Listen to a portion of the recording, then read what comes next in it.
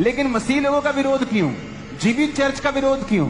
क्योंकि वो एक जज्जा की पीड़ा है जो हमें सहनी पड़ती है। अपने लिए थोड़ी है, मुझे क्या है, मैं सेटल्ड हूं, मैं किसी भी फॉरेन कंट्री में जाऊं, मैं वेल सेटल्ड हूं, मैं आराम से अपनी फुल लाइफ जी सकता हूं बिना काम किए। लेकिन जब आप बच्चे पैदा करते हैं स्पिरिचुअल, तो आपको जच्चा किसी पीड़ाएं होती हैं।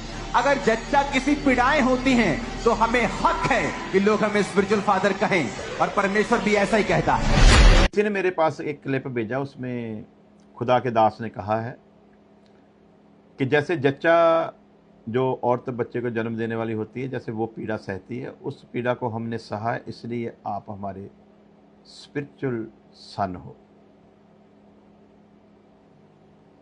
तो ये भी एक उदाहरण के तौर पर की गई बातें पेश करती हैं।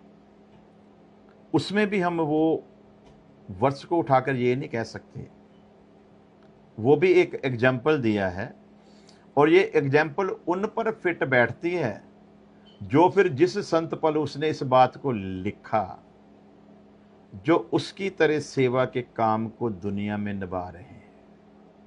संत पौलुस के पास दौलत की कोई कमी नहीं थी, शौहरत की कोई कमी नहीं थी। संत पौलुस बहुत बड़ा बिजनेसमैन था, उनके अपने शिप थे सामान ढोने वाले।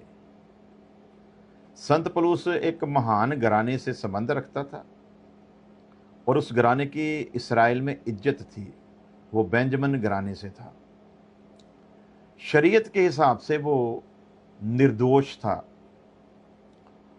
और शौक के साथ वो रोमी सरकार में नौकरी करता था, और सीनियर और सुपरिटेंडेंट ऑफ पुलिस के रुतबा था उसके पास, अफसर था। अब वो दुख उठा रहा है, 5 बार कोड़ों की मार, बैंतों की मार, समुंदर में भूखे रहने में। यानी कि जो कुछ उसके साथ हुआ ना, वो इसलिए कह रहा है मैंने तुम्हारे 80 केड़े कोड़े खाते हैं जी, कोई नहीं खाता। ते लियाओ फिर एक बारी 39 मार ही दिने। फिर वो ताइयों ते कहन डया सी ना सरदार फिर